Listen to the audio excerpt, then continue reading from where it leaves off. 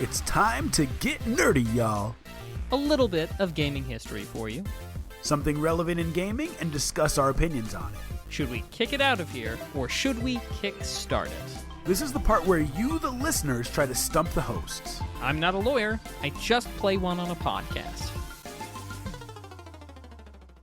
Ladies and gentlethems, lads and lasses of all ages, welcome to the show. It is Tuesday, July 16th, 2024, and it is time to get nerdy. Welcome to episode 311 of Two Nerds in a Pod, the nerdiest gaming podcast in the multiverse. I am Mack, and I am joined today by a fellow nerd, a connoisseur of culture, and video games as well. A certain Wilhelm Shakespeare.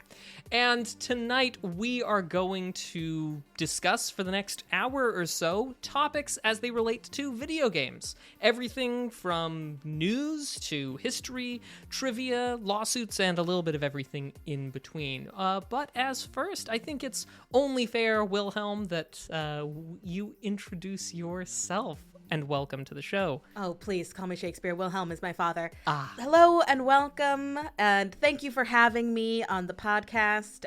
If you are just tuning in, I am a guest, and I have never been on the podcast before. I've barely listened, and I don't play video games. So that was a huge lie Maction just said there. I don't know much more than what we will discuss on this podcast. Hashtag fake gamer girls. I'm here to infect your podcast with feminism.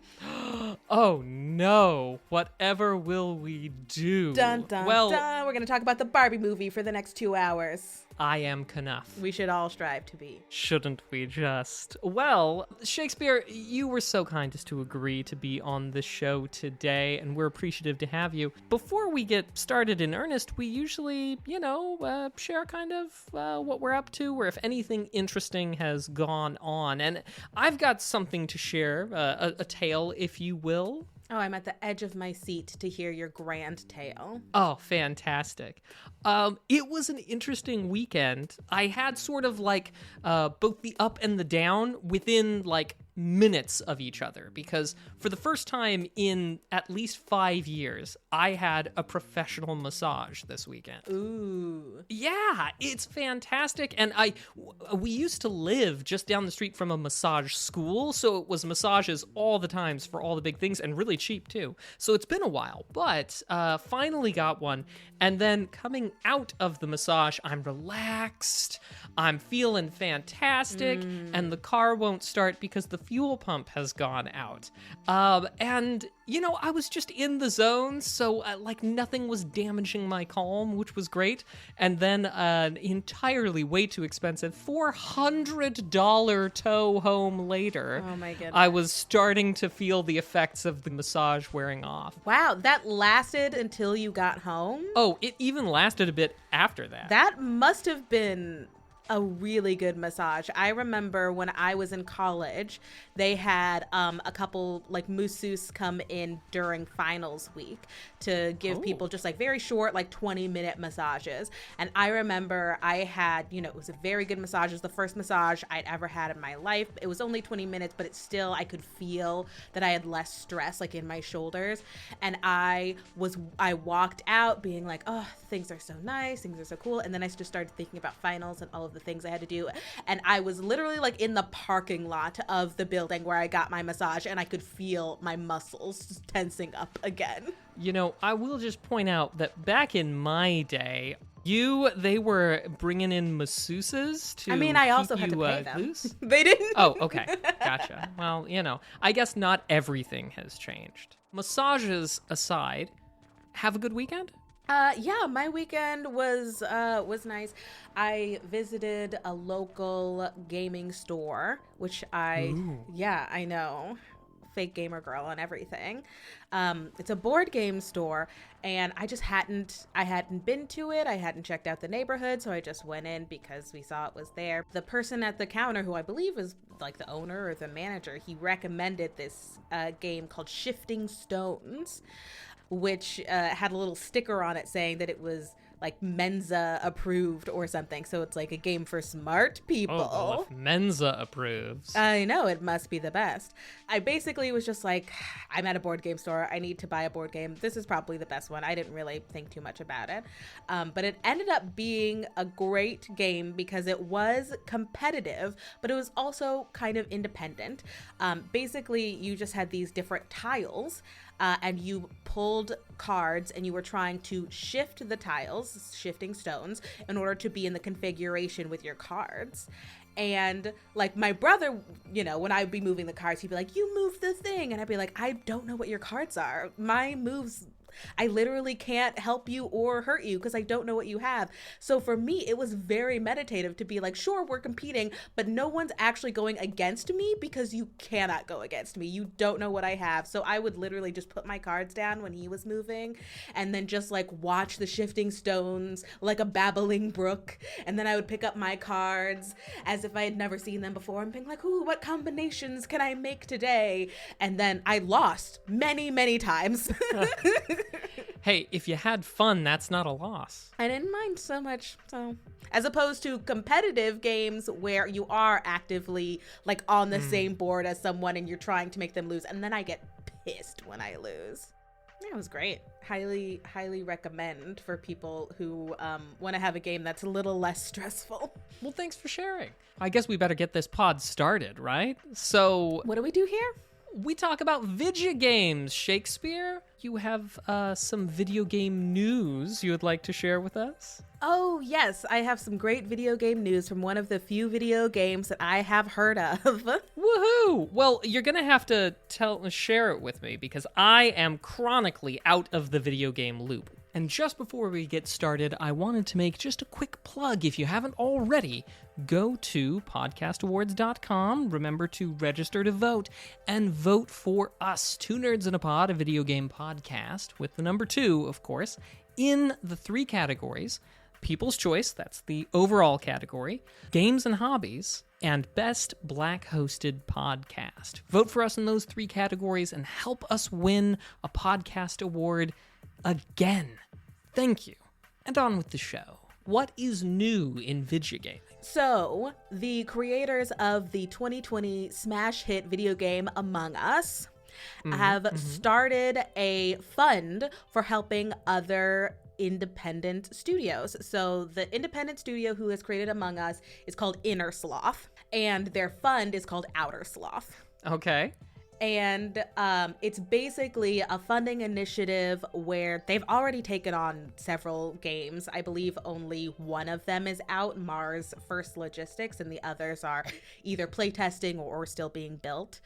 It's interesting because it's basically the way that the announcement was phrased. It seems as though it is fully funded by the profit from the Among Us game. There are no, investors putting their, capital into this fund. It seems like this fund is based primarily on the Among Us game and the money that is being made from the consumers of that, with no outside, business people involved.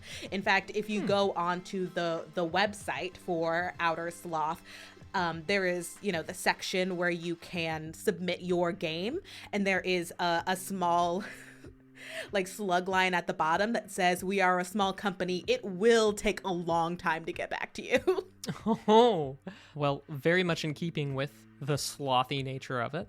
Very, very true. And I was reading the article on Polygon about it, and it mentioned there were a few other funding initiatives, neither of which seem to be quite as independent. They might have one or two other funding backers. There's one called Weird Ghosts, which is a Canada indie game fund, and Wings Interactive, which prioritizes studios led by women and people of marginalized genders.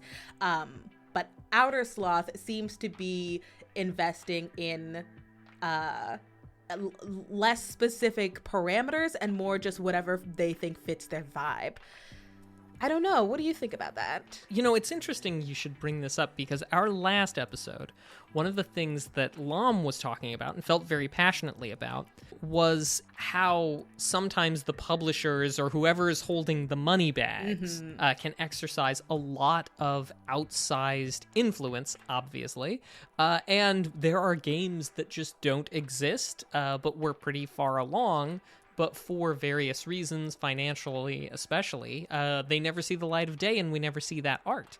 And it does sound like this is a very cool thing and will probably enable some projects that might not otherwise get funded. Are there, like, the specific requirements before you apply, or if there are requirements that Outer Sloth is expecting from their applicants or things like that? There's a short list of requirements. And honestly, I'm not even sure how strict the requirements are because it seems like they are trying to be flexible. Like, one of the things that they say is we are primarily looking at games whose expected budget is between $50,000 to $2 million. But it also says, but, you know, shoot your shot. Maybe if there's something on the outer sides of that, if it's something that they're interested in, you could definitely try that. The only hard and fast rule I think I've seen is that it is not yet shipped. Because if it's already, you know, complete and published, they're not super interested in, like, being a publisher. They really just want to like help you with the money part and make sure that you run your business. And so, yeah, all of the business essentials that you would have, like a budget and all of those things, I think are probably the biggest requirements because they are not really in a mentorship role. One of the other funding projects, the Wings Initiative, they seem like they have much more of a mentorship where they will talk you through creating a budget and pitching and, you know, several of those types of things. But it seems like Outer Sloth, it will have a little bit of, you know, back and forth and discussions and tips, and they might help connect you with publishers. But they really want studios that by themselves want to be independent, and they are really just looking for a little extra funds more than they are looking for, you know, any of the more soft skills, as they say. Love the idea. I do, though, have to temper my expectations ever so slightly, because usually, well, to quote the best character from Once Upon a Time, Rumpelstiltskin, all magic, dearie, comes with a price. Mm-hmm. And I feel like all funding does kind of come with a price. And so I love this journey in principle, and I think it sounds great, and it's something we need more of. I would wonder what sorts of expectations they'll have after the funding is given. Yeah, and that is the thing, because their announcement sounds very, what's the word?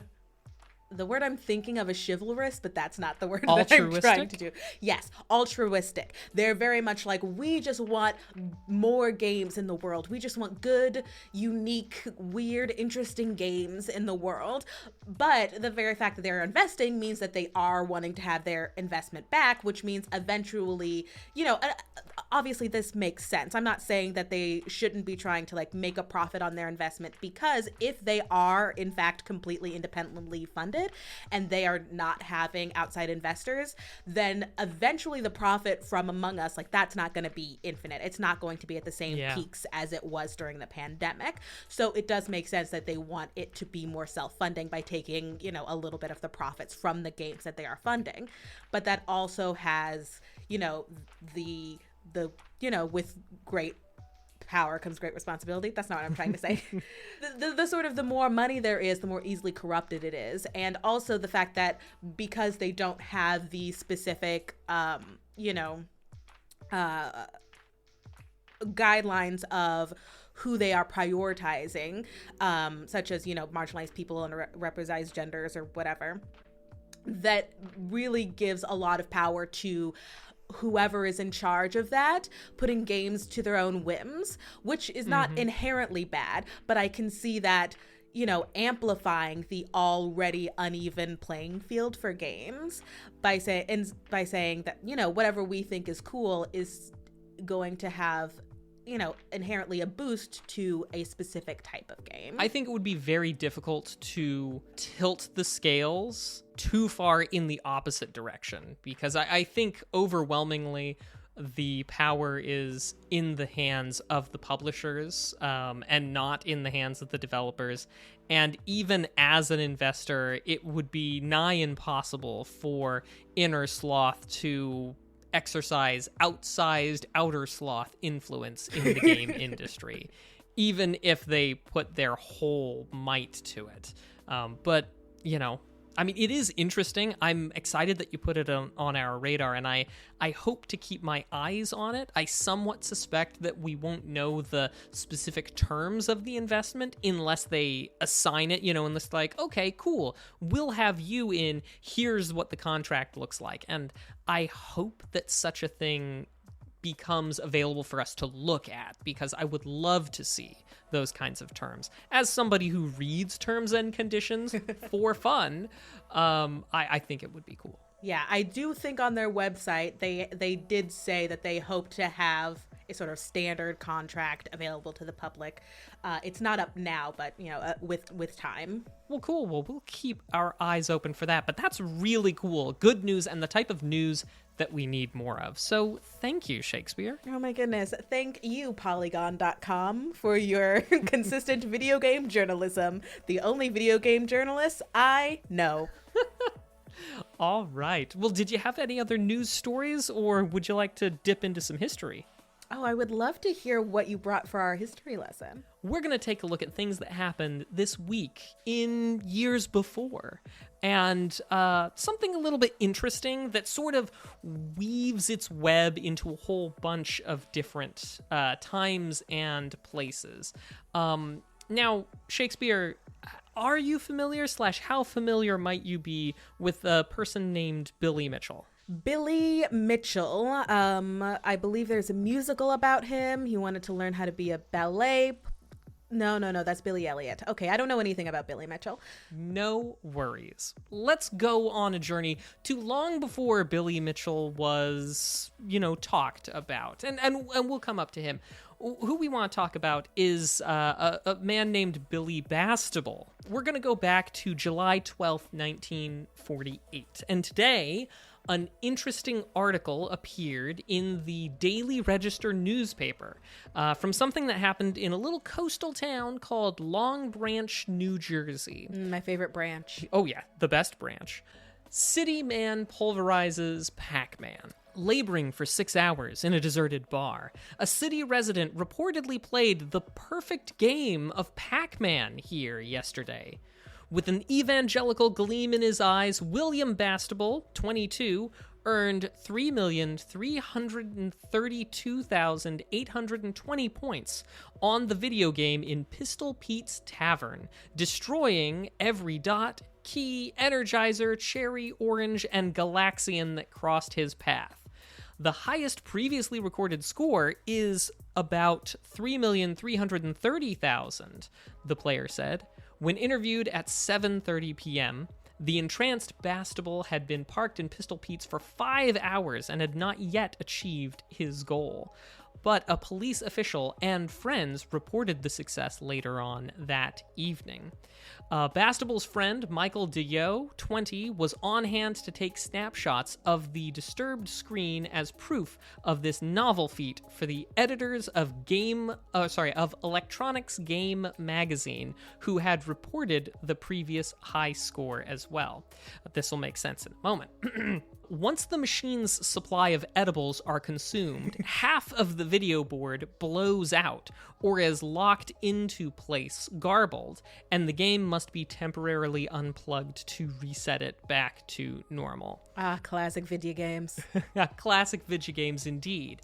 So this is something to people who've played a lot of Pac-Man will sound somewhat familiar. The game didn't have a defined ending. It was not really expected for you you to go past a certain point. And that level, at that point, it no longer has data in which to pull the next level from, and it wasn't set with a "you won the game" condition. So it pulls data from the next spot where data should be available, but it's not level data. And so it winds up with an unpassable level on it. So half of the screen looks normal and the other half of the screen is garbled. And now this would have been back in 1984. It was a few years later, of course, that people realized that there were actually points, there were hidden items to eat in the garbled side of the screen. And so several years later, which would have been in 1988, that he was actually able to get what is recognized as the perfect total score, as opposed to the 3,332,820, but the final maximum possible score, as far as we know and since, 3,333,360 points. Such a shame that it didn't end in 33. I know, right? It would have been perfect, but 60 is the best we can do. What's particularly interesting about this is that in, much later on, we would have a fellow by the name of Billy Mitchell come round.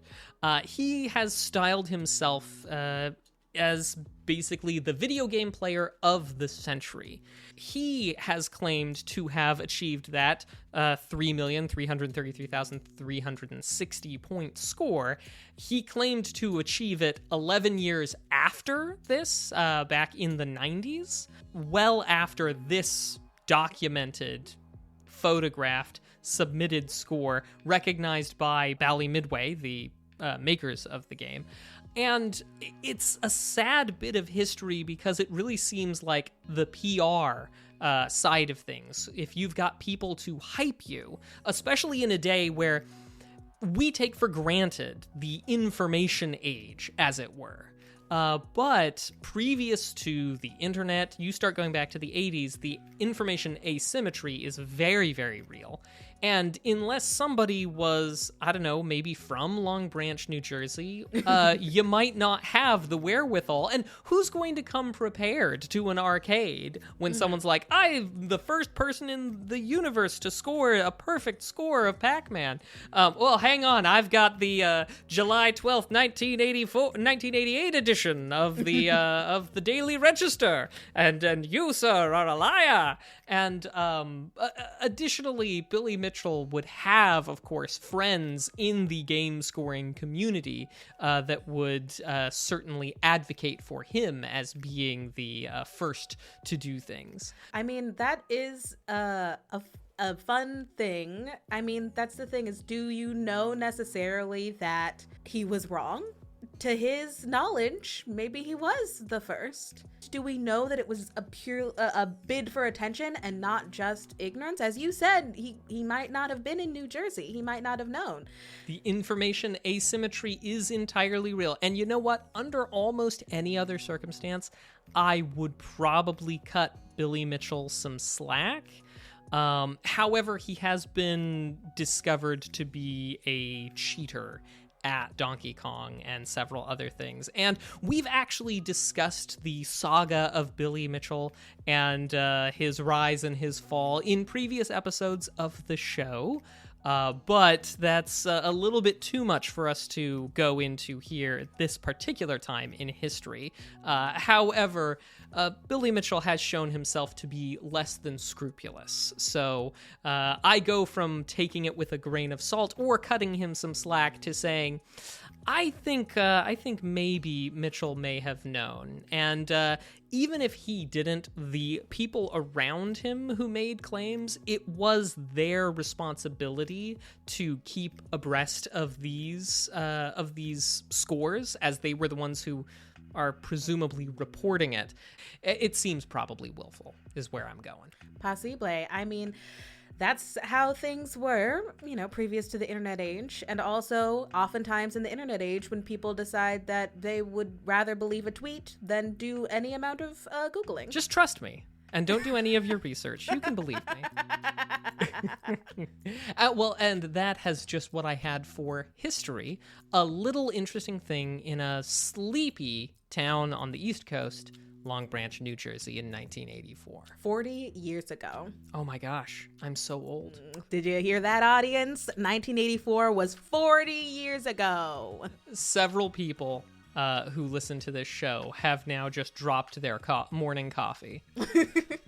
Now we usually turn to the topic of the week. And Shakespeare, do you happen to have a little something in video gaming that you wanted to talk about generally? Yeah, I wanted to tell you guys about my favorite video game, the tutorial for Mirror's Edge. The rest of the game, throw it in the garbage. It's the tutorial, though. That's where it's at. Let me tell you about my experience with tutorials in general, because that is the topic that I would like to talk about. Oh, okay, tutorials. So I had a friend who was a gamer in college. I am not a gamer. However, his house was closer to the main area of town than mine was. So I would just spend a lot of time at his house and he would be playing video games. And so he would show me his various games and he would say, just go through the tutorials and they'll show you exactly how to play. And I remember seeing like the cover for Mirror's Edge, watching some of the playthroughs, and I thought that it looked beautiful. And then I went through the tutorial, and the tutorial has this nice, beautiful, calming music. And it really takes you step by step, showing all of the parkour moves that the character has to do.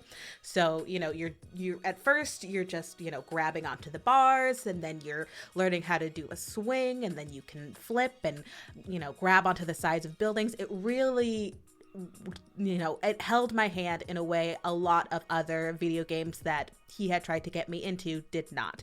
I really was able to get a hold of every mechanic, and then once I got it, I was able to combine it with the next mechanics.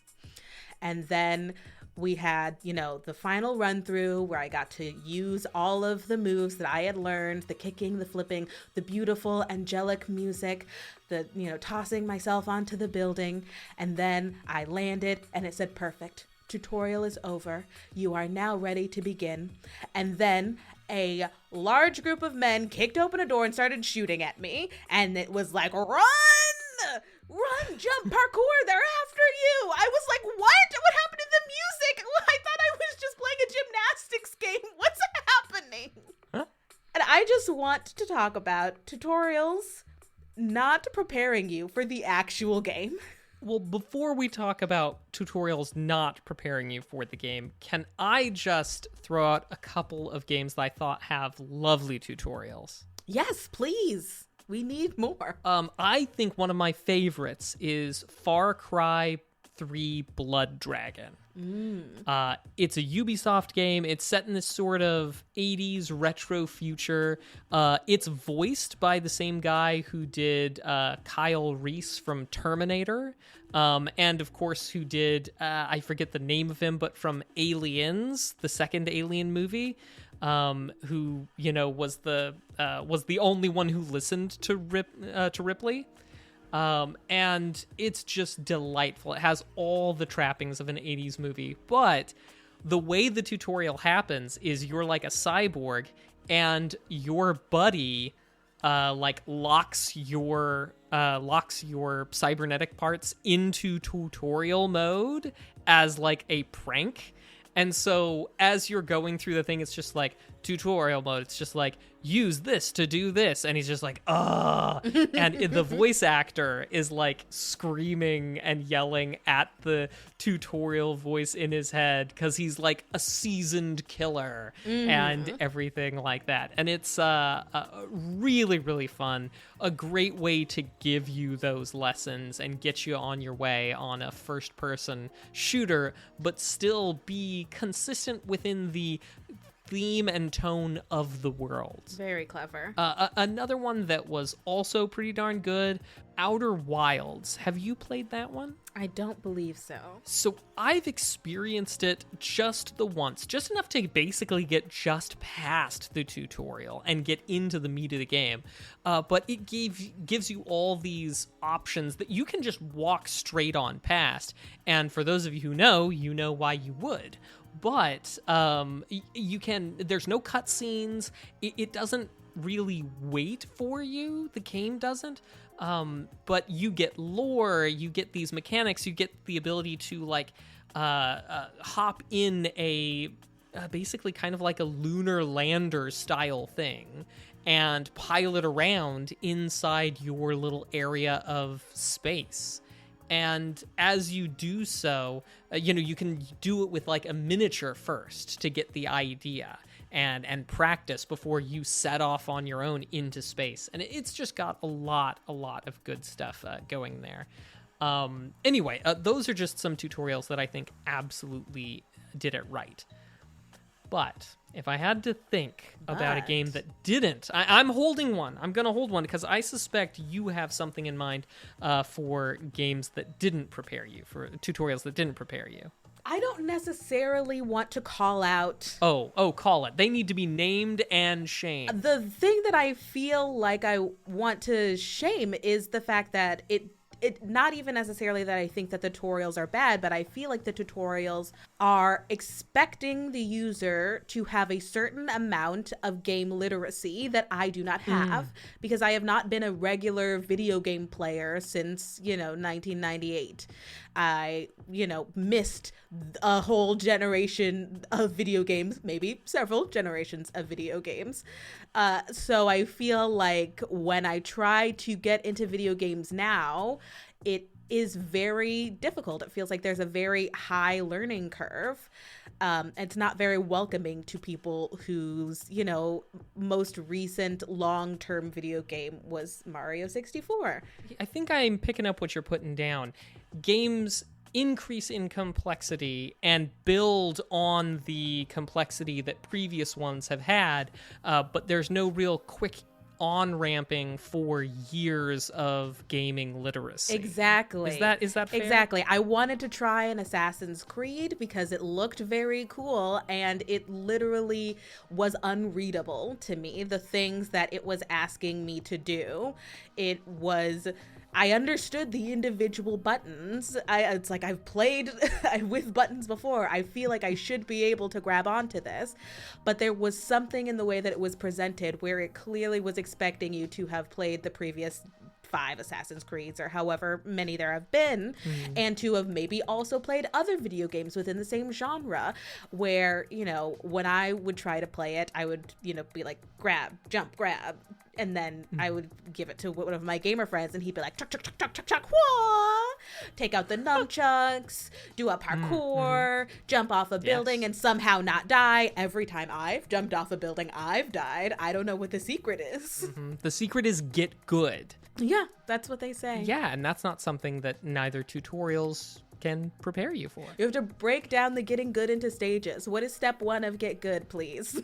I feel like the answer is that you couldn't possibly rely on a single video game, right?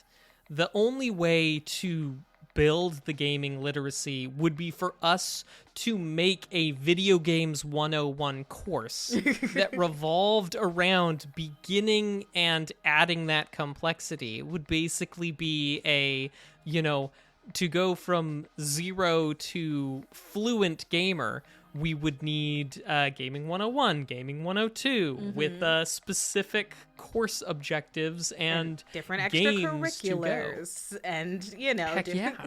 specializations in the games. That's how it feels to me. And that's why I liked the Mirror's Edge tutorial so much, is because the view of the video game, the graphics of it were very modern. It was a very contemporary, fluid game, but it didn't make me feel like I was behind it up until the actual game started. Well, Shakespeare, I propose that you and I work together from here on out, and we create this this way to bring people up to speed on video games.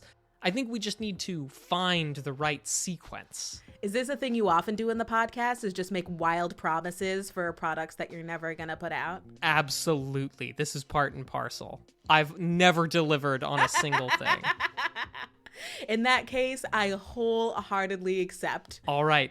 Keep your eyes on your podcast feeds, people. We're going to have the video games 101. It'll be great. Get your parents, your grandparents, your non-gamer friends. Not the children. The children get it. Yeah, the children get it. The children get it. But for us oldsters, we will get you up to speed, and we will get you 360 no-scoping. That's still a thing, right? I don't know what you just said. I mean, yeah, we'll get you 360 no-scoping in no time. But yeah, I love what you've brought up, and I think I'm so in it, Shakespeare, that I don't think I would have ever considered how well tutorials are, because this has been my pastime for ages, and I think many of us, we have, so much time building that up that we don't even consider that. But thank you. I think that's a wonderful topic, and you've taught me some new things to consider.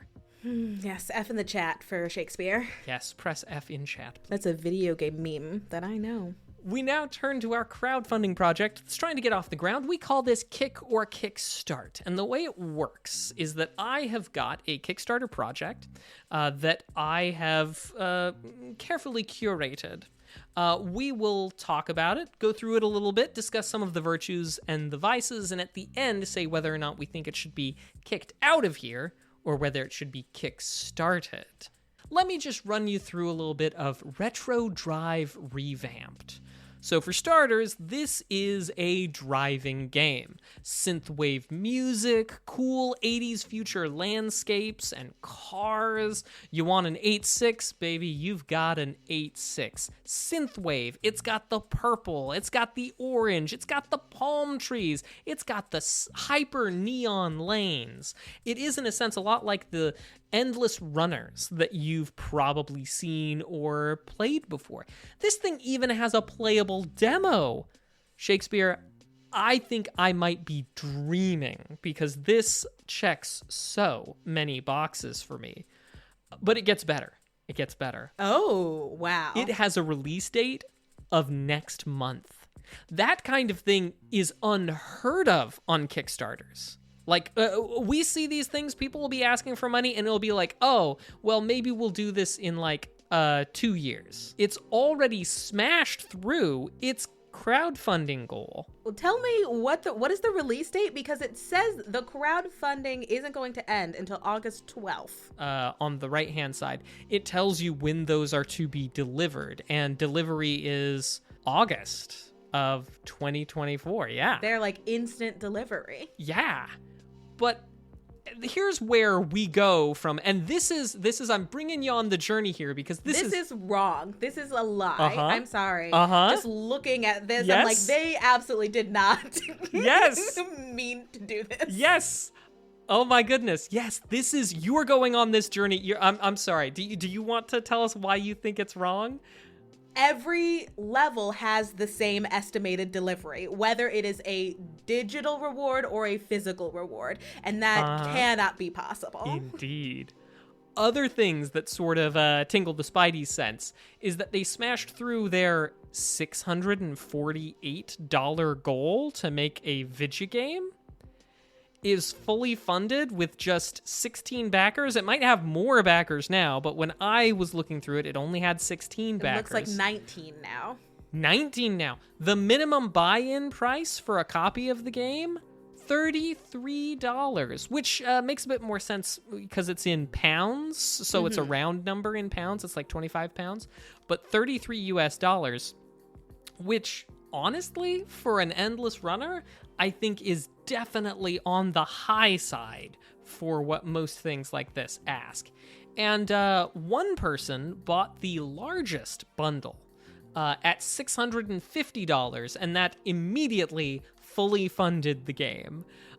So let me just scale back for a minute, and beyond all the hype and beyond all of this, I love the idea. I love what I saw, and the demo was interesting.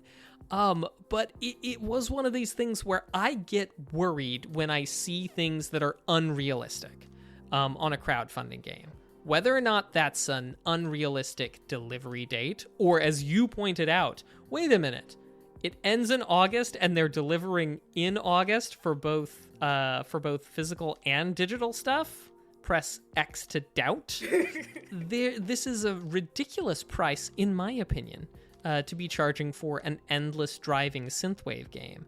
And when you set a crowdfunding goal so very low, sure, you're guaranteed to meet it, but I mean, that's not enough money. If you meet your goal, that's not enough money to fund what you're trying to do. And that's the point of a crowdfunding project, is for the crowd to fund what you need to make the project work. And there's little to no way that $648 could legitimately be what you needed to get over the, to get through over the finish line. But anyway, I've talked enough. Shakespeare, thoughts? I don't know a lot about, what it takes to create a video game. I have watched a few, game jams that are entertaining.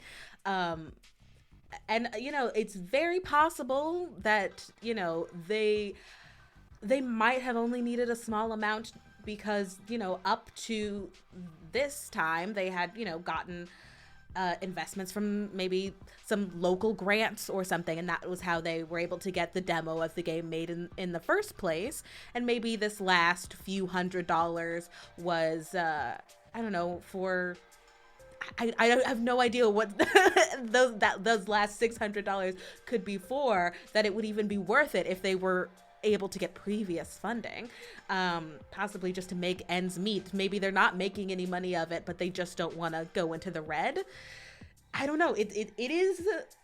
I understand your skepticism. I also understand your excitement. I'm not seeing anything on the Kickstarter that is breaking down what these funds are used for. I don't know. It's such a small amount that I kind of can't see how this could be a scam, unless the scam is to, be put on Kickstarter's front page for reaching their goal super soon.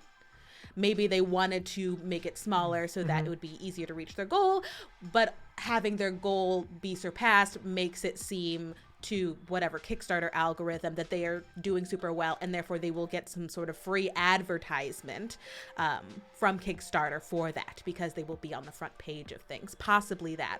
And I don't think that that's necessarily means that the game won't deliver. I wish I had your faith in this. I do think that there's... So usually I say that a playable demo is what you have to bring for me to say kickstart. And it is, but it is a necessary but not sufficient condition. Because I'm very loath to say kickstart if you can't show me that you can bring all the disparate pieces of a video game creation process together in a cohesive whole, and the best way to do that's with a demo. But also, a demo's not enough, especially when I feel like there are so many questions.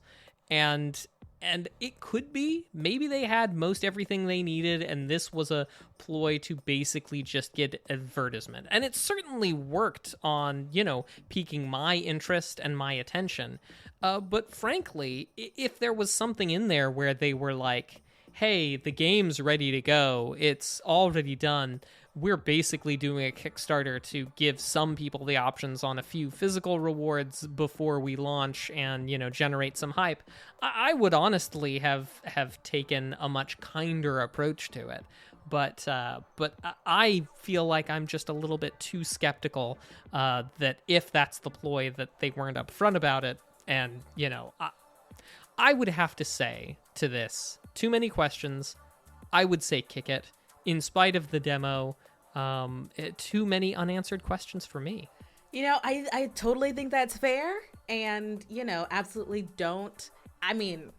definitely don't put your money on anything on Kickstarter that you are not welcome, that you are not fine with losing that amount of money. Let's just say that. It's like loaning money to a friend. Don't give out more than you can live without, because you might not be getting it back. Yeah.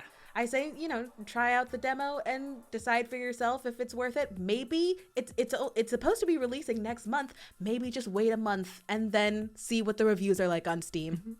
So would you say, for your part, I mean, obviously you haven't played it yet, but would you say kick or kickstart it? I'm going to say kick it. There's not enough details, I think, on what exactly they need this money for. Even though it is a small amount of money, and maybe that's worth the risk for some people, I would say, show me where your money's going before I give it. So, kick it. Excellent. Well, we wish everybody the best in these kick or kickstarts, but, that'd just be a kick from us.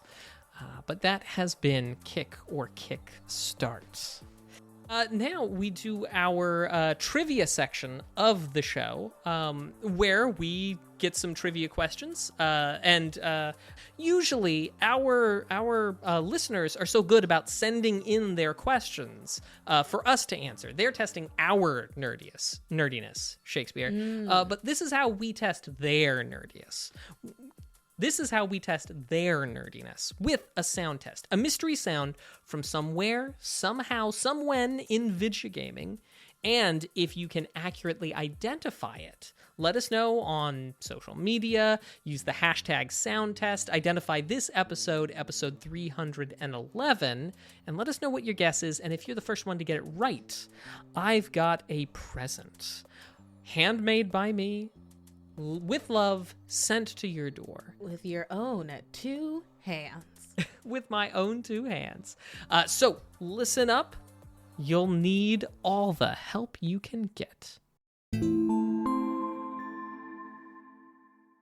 All right, Shakespeare, as I understand it, you're prepared with the trivia questions for us. I do. I have a couple of video game trivia. I don't know how hard or easy they are because, I'm me. I have some. Actually, the first one that I'm looking at, I feel like is probably pretty easy. Let's see if we can't puzzle it together. Which former Gears of War studio is the developer for the 2017 game Fortnite Battle Royale? Okay, so sadly, I am not good at MOBAs and I am not good at first-person shooters, just generally genre-wise, but I feel like the name Gearbox Studios is a name of a game studio that I believe was involved with Gears of War. I'm probably wrong, but that's what I'm going to guess. What would your guess have been? I'm looking at the answer, so I don't know what my answer would have been, but I'm not surprised by the answer. It's definitely a game studio I had heard before. I don't know if it would have come to mind. If you could think of just like the name of a game studio that someone who plays Fortnite would name their game studio, it would be this. Oh, well, I mean, Fortnite was made by Epic, but I don't... Yes. Epic. Oh. You said it. Well, I mean, yeah, but like I was, I don't get credit for that.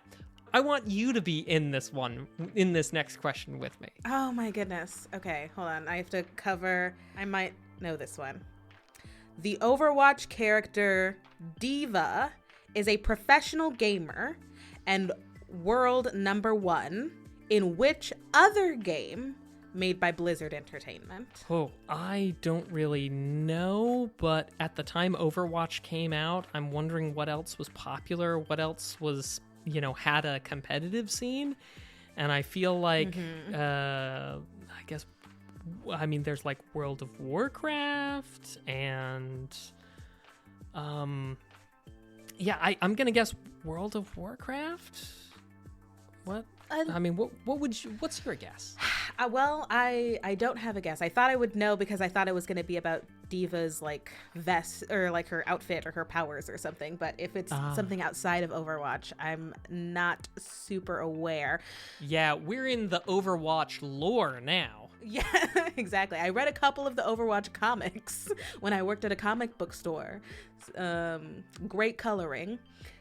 I don't know what other Blizzard games there are. I would just imagine it would be I don't know. The Last of Us. That's not Blizzard. We're both going to be wrong. That's the comfort in this question. That's so true. The answer is StarCraft 2. You know, I should have guessed something like that. StarCraft 2 has had a competitive scene, and that did... darn. Well, are you cool with one last one? Sure. Let me see. This is... This is a question that I do know the answer to. Yes! See, we were bound to get them. Faith Connors is the player character and a runner in which video game series? It's my favorite video game, the tutorial to Mirror's Edge! Yes! Ding, ding, ding. So I just want to point out that what we gave, what Shakespeare had, was a whole deck of basically of trivia questions that had been thoroughly shuffled and distributed. This is fantastic, and I love dreams do come true from time to time. Obviously, I would be a fool to reject your insight on your favorite video game series. So, heck yeah, I'm with you there. Mirror's Edge, amazing. Do you want to hear the other easy one that I skipped? Oh, sure. What was that? With names shared with the typefaces used for their speech bubble, what are the skeleton duo in Undertale called? I've never played Undertale. However, I believe it's Sans and Papyrus. That is correct. Woo! The most popular skeletons in video games. Grim Fandango would like a word, excuse me. Okay, Grim Fandango is actually now Grim Voodoo. That's a joke because Voodoo was bought out by Fandango at home. Oh, I did not know that. I don't know about video games, but I know a thing or two about movies. Last but not least, we're going to turn to a little bit of legalese. Video games are often shaped in a lot of ways by the laws going on around us. And there is one way in which the laws, or the lack thereof, have been impacting video games for a while now, although it's certainly been something waiting in the wings. There has been a movement called Stop Killing Games, which basically is sort of how it sounds. There are a lot of video games that are that are published that require some amount of direct impact or direct interaction from the publisher in order for the game to function. Often this is in the form of DRM checks, as they started in the mid 2000s. Later on, we've started getting into games that are entirely streamed, where the data that is coming in to play the game isn't really residing on your hardware. And even to this day, you can buy a game, modern games, you can occasionally buy them on a disc, but usually all that disc does is install some of the base files, basically the client, and then the publisher is going to be sending the data your way, maybe to download, maybe not. And when said publisher has decided that it's no longer in their financial interest to maintain that data, the game goes away and it dies. Some particularly notable examples recently have been, of course, when Ubisoft shut down The Crew not that long ago. It was a, open world driving game taking place in the US. Now, I like driving games just fine, but it was certainly a game that, had run its course. Ubisoft, were releasing The Crew 2, and they were like, well, we don't want to maintain this anymore, and so anybody who bought the game now can't play it anymore. And that can be not just because of publisher, it can also because of licensing things. I particularly enjoy a fighting game that I purchased a copy of called The Legend of Korra. It's a fighting game. It canonically takes place between Season 1 and Season 2 of The Legend of Korra. But for licensing issues, it was never released physically, ever, anywhere. and it disappeared from digital storefronts, and it cannot be purchased. If you did not buy it before it was removed, you don't get it now or ever. And there are whole swaths of games like this that might be locked or might be completely unplayable. And so there is no clear established law, whether in the United States or often whether abroad, about any requirements or what's supposed to happen.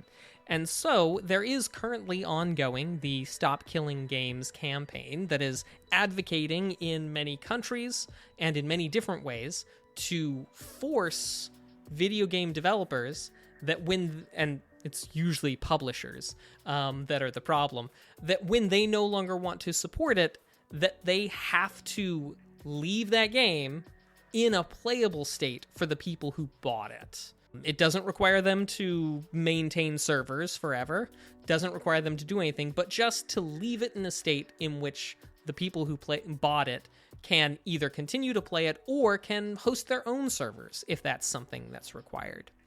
If you have listened to this show for a little while, you know that we actually had an interview with Ross Scott, the person behind the Stop Killing Games movement. He did an interview with us. We released it as a special episode, and we've given you some updates. Those updates, I wanted to just let you know, are going to continue. They shall be forthcoming.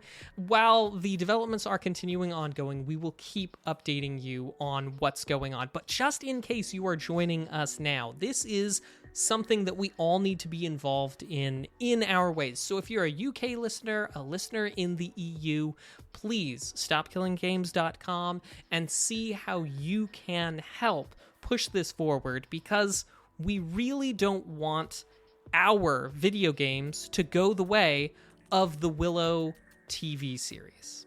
Ugh. So awful. 6 months on Disney Plus. I knew that would get you. 6 months. Okay, can I it's a very complicated situation. If we're going to try and look at it objectively, we are in a very different landscape nowadays, a very internet focused time. And, people think that, the internet is this ephemeral thing. They hear the term the cloud and they say, well, you can just keep adding things to the cloud forever. It goes on and on like the sky, but it doesn't. It is on servers. They are just servers that are someplace else. It is still physical media and is still taking up space. And so I will say that I totally understand that it is not necessarily feasible for a company to eternally have a set amount of data for every single thing that they have ever created available to the public at all times. I understand that that is absolutely not a thing that could be possible for, the continuing future. That being said, I think that this initiative makes a lot of sense because it is not asking them to have that be on their servers forever and continually add more and more storage space. Is just saying to not disallow other people from having access to that data. And I think that is definitely something that is such a modern problem in the 90s where everything had to be physical because internet did not work like that. The way that it has changed nowadays to be so internet reliant is so odd, and it has so many setbacks like we are hearing here. The people who are in charge of these things are definitely not going to be generous. And just like when Disney CEO said that the writers were asking for too much on the writer's strike, I'm sure that the publishers are going to say that the people who are playing the games are asking for too much, but that does not mean that they are actually asking for too much. We're asking for literally anything, and they just don't want to change the way that they think is best. I hate to be like we should go back to the way things were in my childhood, but not all progress is positive progress. Sometimes things can progress in a negative way, and I think that kind of sounds like the situation that we are having currently with so much of our media being stored outside of the consumer's hands. I could not have said it better myself, and so that's where I'll leave it. And so we should go back to Flash games. Flash games! So that has been our show. Thank you for coming out. The last thing we do is just real quick. We tend to share what we've been watching and what we've been playing, and I'll start.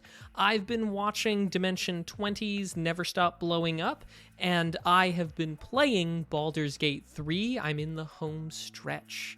WilhelmShakespeare, if you have anything that you've been playing, board games, card games, video games, and any particular series that you've been watching, you can just let the people know.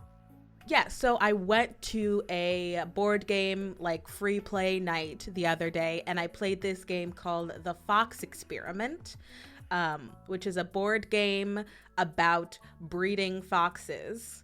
And it goes in several phases, and it's very long, and I would not buy it. But ultimately, it was a enjoyable way to spend 2 hours. It was interesting in the different ways that you could you basically rolled for different traits in foxes, and then you tried to get the friendliest fox. And it was an odd premise for a game that managed to sort of sand over some of the weirdness of breeding animals for domestication. Yeah. So I personally would not spend the $70 on it, but I would play it again if it was free. Awesome. And what have you been watching? This is really funny.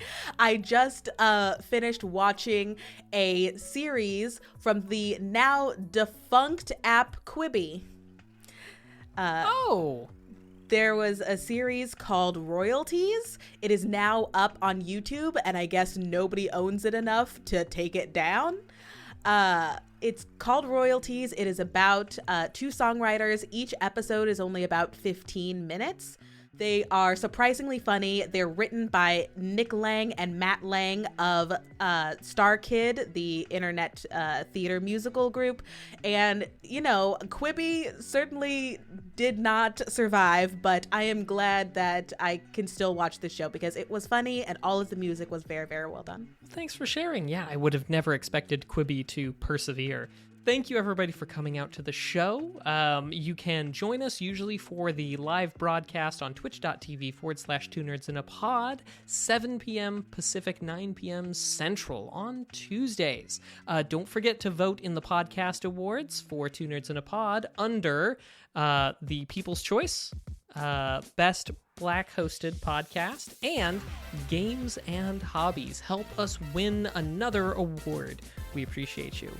Thank you so much for being here, WilhelmShakespeare. It's been great to have you. Thanks for having me. See you never, losers. Be excellent to each other and keep it nerdy.